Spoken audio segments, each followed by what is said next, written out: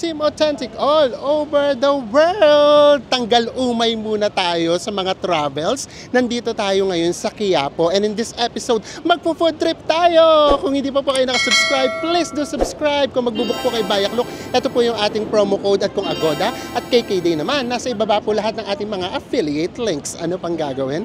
Tara na, go with me, Mel. I just want us to go. Drop everything and just go. Hello everyone! Hi guys! Fresh na fresh from Dubai. Nandito tayo ngayon sa Quiapo. Gaya nga sinabi namin, syempre di ba, paminsan-minsan magtanggal umay naman tayo sa pagta-travel para maiba naman. So ngayon, magpo-food trip tayo and nandito tayo ngayon sa Quiapo. Syempre tapos na tayong magdasal or magsimba. And then naalala ko dati every Friday, no? Nandito tayo. Grabe yung tao dito, no? Oo, naging panata namin siya every Friday. So anyways, so tara, hanap tayo rito nung mga makakainan natin. And nakita na namin kanina nung nag-park tayo. Ready na ba kayo makita si Neneng B! Di ba makikitrend tayo sa kanila? So tara, lakad lang namin kayo from here going doon sa mga pagpo-food tripan natin. So dito muna tayo mag-start sa kaharap ng Quiapo Church. Hello po! Nandito tayo sa Villalobos Street. Villalobos Street. Daming tao, no? Grabe, nakakamiss tong area na to. Kasi dati, every first Friday, nandito kami. Ayan. So dito pala, kung gusto niyo na mag-food trip, ang dami na, oh. Oo. Halo-halo yung mga paninda dito. So guys, ayan, dito tayo tinuro sa Quinta Market. Sinusundan lang natin si Google Maps. So tara, dito daw sa gilid. Ay, tawid na tayo. Nakakatawa. Last time ang tinatawiran natin, India tsaka Dubai. Ngayon, nandito na tayo sa sariling atin. Nasa Pilipinas tayo. So dito tayo tinuro. Malapit sa Quinta Ferry Station. O basta kung saan maraming tao. Ayan. Tara. One of these days, gusto nyo bang itry yan? Mag-ferry tayo from Manila going to Pasig. Try natin next time. Tara. Ay, ito, marami pala siya. So, depende kung saan kayo kakain na store. Ayan o, meron siya dito. So, tara, doon tayo sa kung ano yung na-search natin. Hanapin natin. Ayan, so, marami ditong palabokan pala, guys, ha. Ayan o, palabok, betisoy. Ayan pa. So, dito pala marami na mag-offer sa inyo. Guys, marami kayong pagpipilian. Dito daw tayo sa Legendary Palabok in Quiapo. Oh. Ay, ang taray. Oh. Meron pa ata silang YouTube channel. And then marami yan, guys, ha. Meron din dito. Oh. Ito. Oh. Pastora. Ayan. O, dito tayo. Ito yung mga sahog nila. So guys, ito na yung ating palabok, the legendary palabok. So tara, tignan natin kung ano yung mga laman niya. So ito yung pinaka-sauce. Ayan. And then, meron siya ditong kalahating boiled egg. Ayan siya. And then, ito, chicharon. Ayan. Or yung parang ano to, as in yung balat talaga. Tapos, ito yata yung mga budbud ng tinapa. Ayan. And then, meron din ditong pusit, adobong pusit. Tapos, pwede kayong mamili kung manipis or makapal yung pinaka-noodles. So, ito na yung ating order and it's 80 pesos. I'm excited. Nakakatuwa din minsan yung mga trending ay itatry natin. Kasi syempre, kami magsasabi sa inyo ng totoong lasa. Ito, kailangan syempre merong kalamansi. So marami kayo ritong pagpipilian. Meron pa nga rito, ano daw, overload. Overload. Oo. Pagpasok nyo pa lang dito sa area na to, Oo. ang dami nang mag-o-offer. Merong hatak ka naman. Yeah. At ang Porsche. Ito na yung napili namin kasi ito din yung pinakamatagal na. Since 1940. Diba? Ang tagal na. Oh. So, tikiman na tayo. Tikman na natin. So, ang pinili nga natin ay yung manipis ang noodles. Tikman na natin. Ito siya. Unang food trip pa lang, natatakam na ba ang lahat?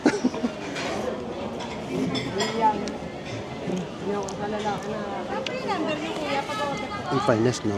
Masarap naman. At saka hindi siya maalat. Actually, syempre kami kasi, medyo sanay na kami pagdating sa palabok. Dahil sa pansit malabon sa Sa atin. nanis, no? Sa nanay, sa pansit malabon. Pero ito, in fairness naman, iba nga yung lasa Lasa niya. niya. Hindi siya yung typical na ano, na maalat. Hindi siya ganun. At saka, di ba, from Malabon, from taong Malabon, meron to expected na lasa ng palabok. Yes. Kaya nga sabi Pero ko, iba yung lasa niya. yeah, kaya nga sabi ko, naku baka ganun din naman. Pero hindi, iba yung lasa niya. Tikman natin tong ano, pampabata. Chicharon, nasin buo talagang chicharon eh. Malutong. Chicharon na chicharon. So sa 80 pesos, actually, so hindi nga lang nakakahiya ulit, magsishare lang sana kami ni Enzo para mas marami tayong matikman. Ibinigyan taga tayo Hindi kung ako dalawa. dalawa ka agad. Dami kasing tao. Hindi na ako nakahindi. Nakakalahati na natin. Actually, naghahanap ako ng iba't ibang klase ng lasa kasi nga, ang dami niya nga kasing ingredients. Pero totoo, ang nalalasahan ko lang talaga yung chicharon. Chicharon, Chicharon. Hindi ko na rin malasahan yung pinaka, ano tawag nito, pusit. So, na-overpower siya ng chicharon. Ito na guys, so nakakalahati na natin. So, ito, nandito pa yung pusit. Pero hindi ko siya malasahan. Ang nalalasahan ko talaga, ang panalo talagang lasa. Itong pinaka chicharon. Ito talaga lasang-lasa mo talaga siya. Kapag wala siyang chicharon, magiging matabang siya. Pero kapag sinamahan mo siya ng chicharon, magiging okay na yung lasa niya. May tokwa din pala ito guys. Papatikin naman natin ngayon kay Enzo yung adobong pusit. Pusit, ito guys. Baga ganyan kaya na yun ni Enzo. Actually, Ano lasa yan? yung pusit nila, no, parang marinated. Lasang lasa yung asuka. Baka kasi adobong pusit. Oh, adobong pusit kasi siya talaga. And then, very traditional na palabok. Pwede nyo siyang i-partner sa mga puto. Meron siyang puto. Ayan. Pero ito pala actually nakakabusog na. Lalo tayo magpo-food trip tayo. Ano maganda dito? Dagang ano guys, mapapansin mo iba't ibang mga tao yung kasi ano talaga sila. Dinadayo, no? Dahil talaga sila. Siguro yung mga magsisimba rin siguro sa Quiapo, dumadaan na rin dito. Tapos kasi if ever na maggawi kayo dito, once pagtapak nyo sa tapat nila, sabihin nyo kaagad, table for two po. Kasi hatid kayo. Yun talaga. Ihatid kayo nila sa upuan. And we are done. Ayan guys. Oh. Daming tao. Ayan talaga. Sikat na sikat talaga tong pagkain na to dito. And then kayo na lang yung pipili kung saan kayo kakain na mismong store. Nakaka-happy naman. Meron pa tayo rito nakasalubong na ka-authentic natin. And then bumili rin sila. Ang dami lang binili. Take out. Mga 4 yata yun or 6. So thank you po. Hi po, Miss Christine. Hi, Miss Christine. Shoutout. Nakalimutan tuloy namin itanong yung pangalan nung ano niya, hobby niya. Naku, nagkautang po tayo sa kanya. Nagkautang pa kami. Wala kaming dalang Def Magni. So, hindi naman namin in-expect na meron tayong makakasalubong. Next time talaga, magdadala na tayo. Guys, next na tayo. Dito naman tayo sa dragon fruit juice. Oh, trending din to guys. Oh, pakita namin sa inyo ha. Oh, ito lang naman yung mga tumikim na at nagpunta rito. Miss Karen Davila, Coco Martin, and Ibana. So, i-aim natin na next time nandito tayo. Charot! Ayan, ang haba din ng pila. Ayan na si Enzo, nakapila na si Enzo. Si Enzo na ito kapag ganito. Si Enzo. May dalawang klase pala siya. Ito yung juice. As in, liquid na liquid siya. So, ayan, 50 pesos. And then, yung isa naman, ito naman yung tinatawag na salad. Ito, mas thick naman siya. So, para siyang scrambled, yun yung tingin ko sa kanya. And then, lalagyan siya ng toppings na condensed milk. Ayan guys, ganyan karami yung tao. Actually, maghihintay ka talaga ng kulang-kulang 30 minutes.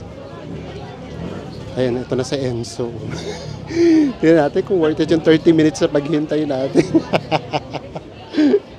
So, ang kinuha ni Enzo, yung salad. Salad.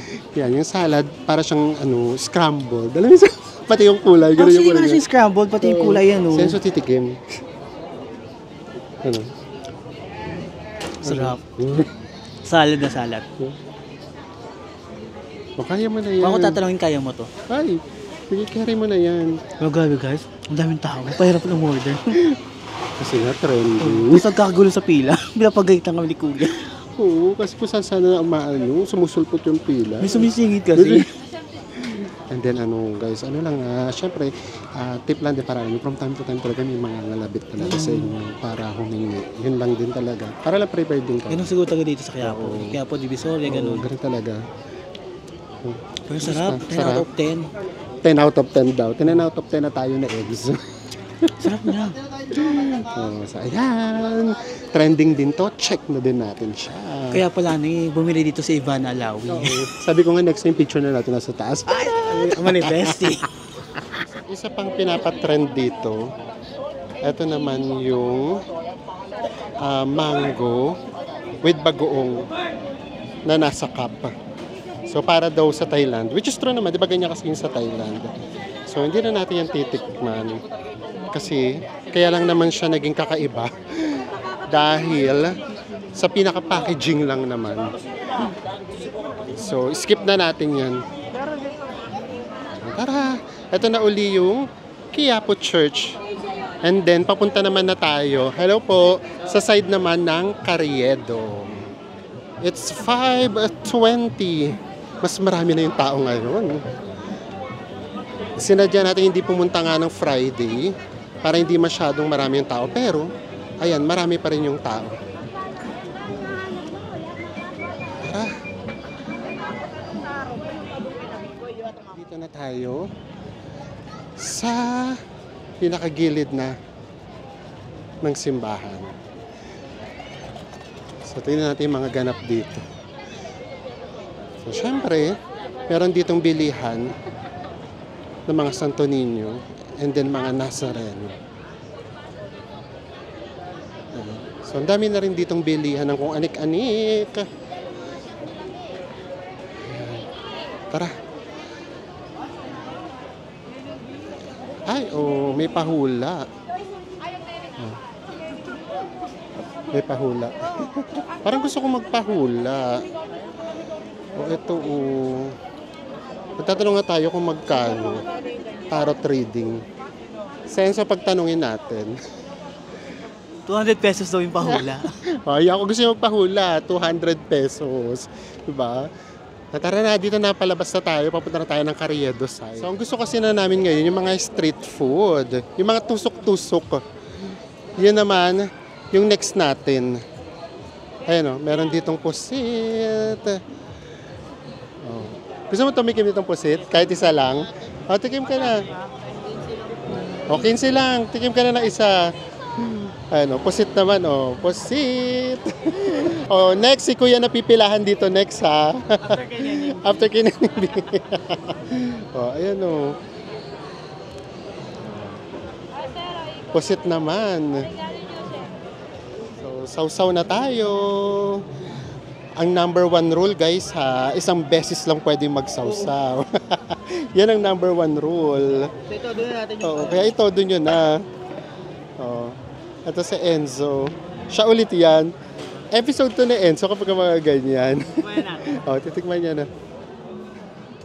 Nagkamali ako guys. Dapat pala ginawa ko, hindi ko muna siya sinawsaw para mas natikman ko yung pagka-crunchy ng pusit. Pero nung yung lasa ng pinakasawsaw, yung suka, matamis. Nag-complement sa lasa ng pusit na medyo malat-alat. Yung mga in-exercise ni Enzo ng mga nakaraang araw. Nawala na. Mababaliwala na naman. Episode niya pala to. Ako ito naman yung mga gusto ko yung ganito, yung tusok-tusok. Guys, ito naman yung bet ko, yung mga tusok-tusok. Boss, magkano po dito? 25%. Ayan, isa po nito. Tapos papainit natin. And then ayan o guys, so, meron din sila ditong fishball. Ay, hindi pala to fishball. Squid balls, chicken balls. Meron pang hotdog. Oh, ayan, may kikiam. May kikiam din. Diba? Ito yung mga bet ko. Yung mga tusok-tusok lang. Ito na yung mga sausawa. So, piliin natin yung sauce na maanghang. Ayan. So, konti lang, baka hindi natin maubos. So, kakaiba lang. Kasi di ba sa atin, humihinto talaga tayo ng motor. Kasi may ganito sa amin. Pero yung sa amin, merong ano nga yun, yung gulay. Pipino. Tapos sa Enzo, grabe, ginagawang kanin yung pipino. Mas marami pa yung pipino niya kesa sa kwek-kwek. Tama di ba? Kwek-kwek naman tawag dito. Atok neneng pala. Ito. Ito yung mga gusto kong street food.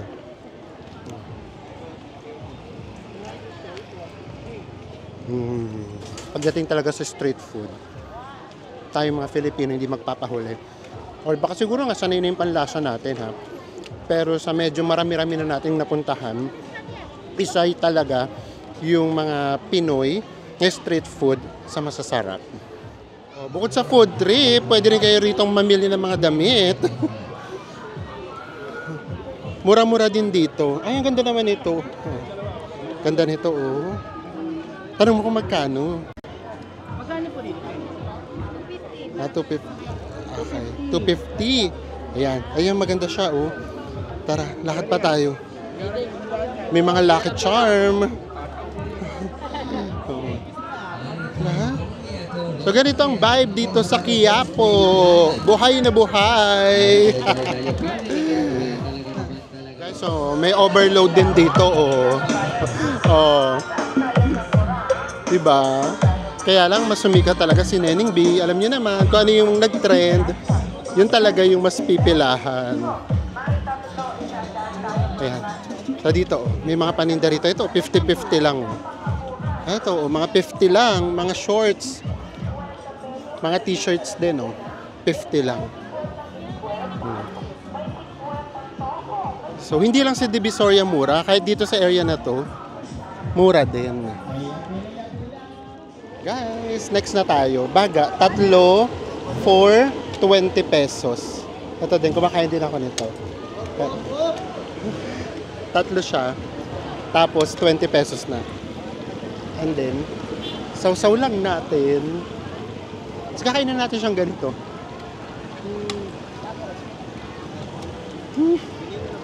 Ayan, itong mga ganito nakakain ko yan, guys. Ha?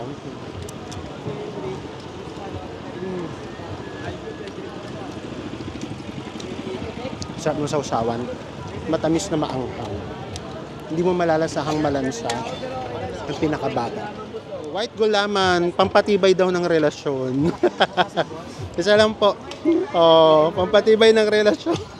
Na yung white gulaman, clear na clear talaga siya. Water na water. Water na water siya. Tinikman mo. Yan. Wow, magic. Magic! Ano lasa? Tamis? Gulaman na gulaman siya. Pero hindi mo siya makikita, napaka-transparent niya talaga. Ayan, oh. Wala ka talagang makikita. Oh. Another trending here in Quiapo. Magic gulaman. Pampatibay ng relasyon. Diyos ko, busog na ako. Thank you, Lord. Dito talaga ang dami yung talagang makakainan. Kaya isa rin dyan sa mga nakikita namin eh. Trending, di ba? So marami kayo ritong makakain. Ito talaga, ang sarap dito mag-food trip kasi isang buong kahabaan lang, ang dami nyo nang makakain. Dito rin kami dati bumibili ni Enzo ng mga boxers. Kasi dati 50 pesos lang yung boxers dito. Ngayon hindi na namin alam, tagal na namin dito hindi nakakabili. So bibili rin tayo. Pero walang tindero. Baka free na kapag walang tindera. Baka free na kapag gano'n. Ay hindi, baka honesty store to. Yung kukuha ka tapos iwan mo na lang dito. Ito, bili tayo. Diba? Ay, pare-pareho na siya ng design. Hanap tayo ng iba't ibang color. Ayan. Ito, 50 po. Ayan, 50. Bili tayo ng 3. Ayan. Ay, maliit yung isa. Bilagin ng Boracay. Ay, opo. O, ayan. Opo. Hello po. Yan. Nanonood daw siya ng mga vlogs natin sa Boracay. Naka-shopping na rin tayo. Shopping! Ito na naman si shopping kahit yung yung binibili isang piraso shopping pa. Basta sa amin ganun. Basta nakabili kami ng isa. Shopping na yun. Di ba? Bukod sa food trip, pwede rin kayo rito mamili. Thank you po. Bye-bye. Tara na. Ayan, di ba? May mga ka-authentic tayong nandito. Wala tayong dalang ref magnet. Ano ba yan? And of course, alam nyo na nasa area na to. Ang pinaka-main event, I see. Neneng B! Grabe yung pila. Tsaka tignan nyo, ang liwanag dun sa area niya. Grabe, alam nyo, ang dami namang may tindang ganun dito, ha? Pero siya talaga yung sobrang pinipilahan. Ayan, sobrang dami ng tao sa tindahan niya. At ang haba nung pila. Ayan siya. Grabe! Ang daming tao. Kanina nang dumaan kami rito, mga 3:30 or 3 o'clock, wala pa masyado. Pero ngayon ay ang dami ng tao. And then, halos pare-pareho naman na yung tinda dito. For example, ayan Hello po. Ayan meron din ditong dragon fruit juice. So pare-pareho na yung tinda niya. Ito yung pila guys. Ganyan siyang kahaba. Ayan. Hanggang dito. Tapos, may mga nagpapapicture din kasi sa kanya. Ayan. Diba? Sikat na sikat talaga siya. Ayan, nandito lang yun sa Andox. Grabe, Kasi naging tourist attraction na siya. Ayan, ang dami nagpipicture. Bukod sa dami talaga, nung bumibili, ang daming customer. Diba? And then meron nag-aayos ng pila, meron nagbibigay ng instruction, ayaw ko talaga, Ayan guys, si Neneng B. Ay, yung mga paninda niya. Ang dami niyang niluluto. Ang dami nilang niluluto, And then, ang haba talaga ng pila. At siya talaga yung nagtitinda, ha? Ayan. Sa Enzo. Hindi kami makapila. Ang dami kasing tao. Ayan, may mga nagpapapicture din sa kanya. And then, pinagbibigyan niya talaga. In all fairness, ayan, diba? Guys, sobrang dami nung pila. So, we have decided na wag na tayong pumila at tumikim. Kasi grabe, ang haba talaga ng pila. Baka abutin tayo dito ng siyam-siyam. Kung yun nga ibang mga pinilahan namin, 30 minutes baka kay Neneng B, 1 hour. Oo, kasi bukod pa may mga nagpapapicture from time to time. And makikita mo siya lang talaga mag-isa yung nagsiserve, Wala siyang katuwang na nagsiserve. Siya talagang mag-isa. O tara, bili na lang muna tayo ng medyas. Ayan. Dito naman tayo, bili tayo ng medyas. Ito. Boss, ito yung 3.50 na. Ito. Bili tayo nito. Ito na lang, dito na lang, boss. 3.50. Ito po. Meron na rin tayong medyas. Nakabili tayo ng boxers, tapos meron pa tayong medyas. Thank you po. From India and Dubai's traffic. Nandito na tayo ngayon sa Manila's traffic. Ito lang talaga sa lahat ang hindi ko namimiss na nag-work ako. And then, ito pa. Ito ang number 1 kalaban ko nung nag-work pa tayo. Itong LRT. Na lagi na lang punong-puno. Ayan. So, saludo kami sa araw-araw na nakikipagbuno sa LRT at sa iba pa nating mga public transport para syempre itaguyod ang ating mga mahal sa buhay. Lumabas lang tayo. So, dito walang traffic kasi nga Saturday naman today. And then, itong area na to, ito na yung pa Santa Cruz, Manila. And then, kapag ka diniretso pa natin to, ito na yung pa-SM. Ayan. So, itong area na to, medyo kabisado ko kasi nung nag-work ako, ito yung area ko. Tara na! Balik na tayo sa parking natin. Yung parking nga pala rito ay 50 pesos. So, ayan, kahit pa paano nagkakaroon kayo ng idea kung ano yung itsura dito sa area na to ng Manila. Nandito tayo sa Quiapo, Carriedo area. And then yung mga ganito, yung may mga sumusulpot na kainan na ganito. Ayan yung pwede kang magpaluto ng pansit canton, ganyan. Tapos kape. O cup noodles. Wala na kasing dating kinakainan natin dito shawarma, no? May kinakainan kami dati dito, shawarma rice eh. Dito. Tara nga, tingnan nga natin. Ito kasi isa rin to sa mga kinakainan namin before. Grabe, yung pila sa LRT. 12 years na akong hindi nag-work. Hanggang ngayon, ganun pa rin. Wala pa rin pinagbago. Tapos meron dati rito mga kainan na pa 50-50 pesos lang. Wala na. Ito na, salamin na siya. And then paglabas nga dyan, sino na? Si Nening Binauli dito. Paglabas niya dito, si Nening Binauli. Ayun o. Ang dami pa rin tao. Wala. Hindi na talaga tayo aabutin. Ayun o. Ang dami talaga nagpapapicture sa kanya. Dami pa rin pila. Okay, ayun yung kay Nening B ha. Katabing-katabi niya lang dito, meron din. Ayan. Meron din dito. And then ayan, marami din namang kumakain. Ang dami rin namang pila. Tapos dito naman, merong shawarma. Ayan. So actually, pare-pareho lang naman yung tinda dito sa lugar na to. Swerte lang talaga yung super pumapatok ko. And I guess, ayan, tapos na tayo. So, kaya lang naman talaga tayo nandito. Kasi, nagsimba tayo sa Quiapo. Dahil hindi natin siya nagawa nung birthday ko, nung Monday. Kasi meron nang nag-gift sa atin. Thank you ulit sa nag-gift. Nagkaroon tayo ng dinner. And then, yung Tuesday to Thursday naman, inasikaso natin yung tax natin. So, pabalik-balik kasi tayo dyan. Ang dami kasi natin kukumpile pa pala eh. So, ayun.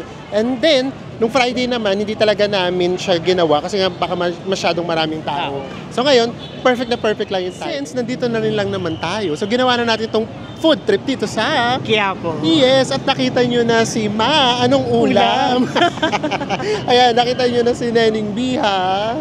So, ayan, so, kamusta ba yung experience? Ang totoo naman kasi, yung mga tinda rito pare-pareho lang. Yung, for example, doon sa may Palabok, alam nyo, pagpasok nyo doon, lahat pare-pareho lang talaga. Ansin tabi-tabi siya ng stores, tabi-tabi. Tapos ito, yung hotdog, dito overload, hotdog, egg sausage. Yung kay Nening B, tabi-tabi rin sila.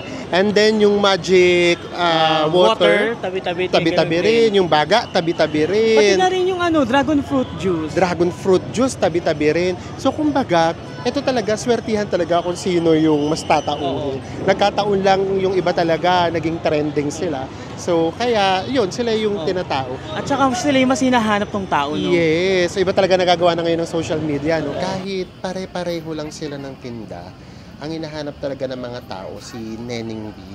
So, sa tingin naman namin sa naobserbahan naman namin, nag-i-entertain talaga siya. So, sana na lang, kahit napagod siya, alam naman namin nakakapagod yung ganyan, na nagtitinda ka na, tapos nag-i-entertain ka pa ng mga tao. So, sana na lang, habaan niya na lang yung pasensya niya. Kasi at the end of the day, yung mga pumupunta kasi dito, hindi na para tikman yung paninda niya kundi para lang talaga makita siya. So, sana lang talaga wag siyang magbago. So, yun dun sa kinainan namin ng pansit, sa totoo lang, for me lang to kasi nga sanay tayo sa pansit Malabon eh. So syempre baka yung panlasa ko ganun yung hinahanap, yung medyo maalat, matitikman mo yung tinapa. Ito kasi sa totoo lang yung pinaka-toppings niya, malalasahan mo lang siya kapag kinain mo siya mismo. Hindi mo siya malalasahan sa sauce, hindi mo siya malalasahan sa noodles. Kumbaga as in plain na plain yung lasa niya. Yung toppings kailangan mo siyang isabay sa pagkain. So yun siya. Pero carry na rin naman Tapos, yung ibang namang natikman natin, ganun din naman yung mga street food sa atin, pare-pareho lang naman. Itong hotdog naman dito, hindi nga natin natikman sa sobrang haba nung pila. Pero for sure, ganun din naman yung sa iba. So, depende lang talaga kung saan kayo magiging komportabling kumain. Kasi syempre dito sa Quiapo, medyo kailangan nyo rin talaga mag-ingat kapag ka nandito kayo. Kasi from time to time, may kakalabit sa inyo. Tapos, merong biglang lalapit na, basta ganun, alam nyo na yung ibig kong sabihin. So, kung mas komportable kayong kumain sa malapit lang sa inyo, na ito rin naman yung tinda, ay doon na lang. Pero kung nandito rin lang naman kayo sa Quiapo, nagsimba kayo dito, pwede nyo siyang i-experience. At pero kung gusto niyo rin sumabay sa trend, punta rin kayo dito. Yes, o diba? Paminsan-minsan, mas sumabay naman At saka tayo. nakadepende sa reason talaga, Oo. no? Ay, gusto nyo mag-vlog katulad namin. Punta kayo rito. So sana po na-enjoy nyo. Ito nga ano lang to, pampatanggal umay lang sa travel natin. Diba? So sana po kahit paano na-enjoy nyo pa rin. And magkita-kita ulit tayo sa mga susunod pa nating Churaba Vlogs. Bye everyone!